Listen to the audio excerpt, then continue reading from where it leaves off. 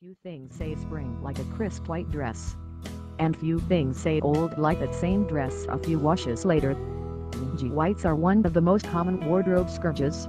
It's surprisingly hard to keep clothes truly white, and more than few of us have purchased that dress in the blue to avoid the seemingly inevitable grain of a once bright, elegant look.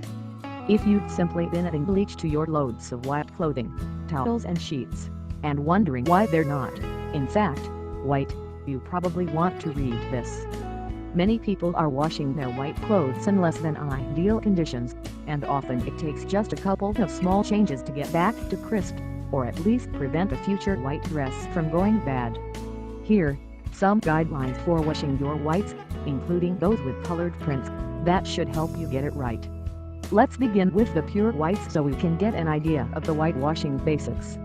How to wash white clothes with color. And while bleach can play a role in keeping your whites white, it can't do it alone. For optimal results, you're going to have to wash your whites differently, and, of course, separately, from the way you wash your colors. So the first step, always, is to sort your whites from your colors. Color is not the only consideration, though. In sorting, you also want to take into account care tags. Can you wash it? At what temperature? Can you use bleach? Hardy versus delicate fabrics. Is the regular, permanent press or gentle cycle best? Dirtiness. Is the item very dirty or practically clean? You don't want dirt from a white work shirt depositing on a nearly perfect white blouse. Once you have your clothing sorted by color, temperature, wash cycle and fill level, you'll probably find that your largest pile is lightly soiled, machine washable and will do fine on permanent press. This is your standard load of whites, and it should come out just fine if you follow a few simple rules. Temperature. Lots of us have abandoned hot water for cool or cold in a quest to reduce energy use. But it turns out what's better for the environment isn't always better for your clothes or your health, since it's the hot water wash that kills bacteria left in your machine. When it comes to keeping whites white, the hotter the water the better. Of course, not all fabrics should be washed on hot, since they could shrink or become misshapen, so you'll have to make adjustments based on the instructions on the care label. Additives.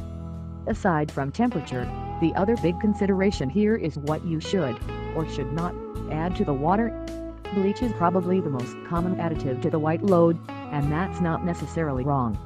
Bleach does help to whiten, and it has the extra benefit of disinfecting. There are a few of problems with bleach, though. First, the chlorine kind can be toxic and irritating for sensitive skin. Second, if you use too much of it, it can actually end up turning your clothes a bit yellow or gray, so you need to measure very carefully. Third, both chlorine and oxygen bleaches can weaken fabrics, so they're more likely to develop tears, fraying or holes. If you find bleach works well for you, consider using half the normal amount of bleach and supplementing it with an equal amount of baking soda, which can help the bleach whiten better. If you're looking for alternatives to bleach that don't have the drawbacks, you've got a few options.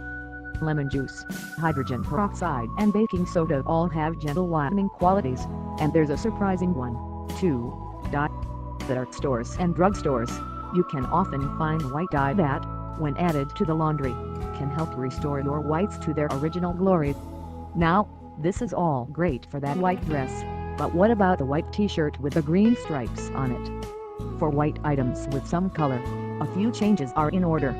All white whites can be easier to wash than fabrics with some color in them, because bleach may not be an option for the latter, and hot water can cause some dyes to bleed. When washing these items, check the care label to find out whether bleach is a no-no and whether cool or cold water is preferred over warm or hot. If you must turn down the temperature, by all means do so.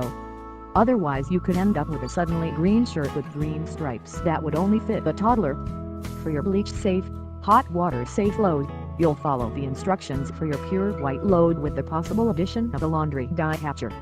This additive either in liquid or sheet form catches loose dye in your laundry water and keeps it from redepositing. This product can also help remove dyes that have already bled. For whites with colors that don't like regular bleach and slash or hot water, you can switch those out with a color-safe bleach which contains hydrogen peroxide and slash or cool water and still add the dye catcher. Those articles won't be disinfected, but they should still be acceptably white. Worse comes to worst, when removing the stain from a mixed white piece, you might want to think about spot bleaching with a cotton-tipped swab and gloves, applying it only to the white, stained area. Again, though, this is not great for the fabric, so if you take this Hail Mary approach, rinse, rinse, rinse, bleach residue can wreak havoc.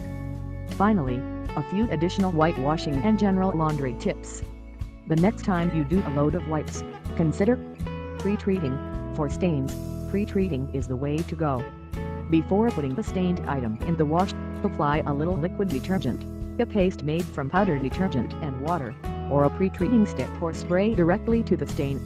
Let it sit for at least 5 minutes and up to several hours, depending on the instructions for the specific product and the stubbornness of the stain. You can also pour some bleach, detergent or straight-up soap into a bucket of water and soak the item. Drying immediately. For both whites and colors, it's important to dry clothes immediately after the washing machine stops.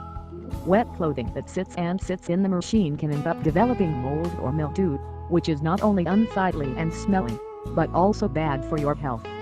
Using sunlight, drying in sunlight can actually help get your whites even whiter.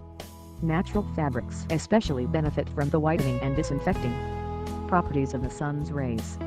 In the end, the sad fact is that some stained or aged white clothing is going to stay that way.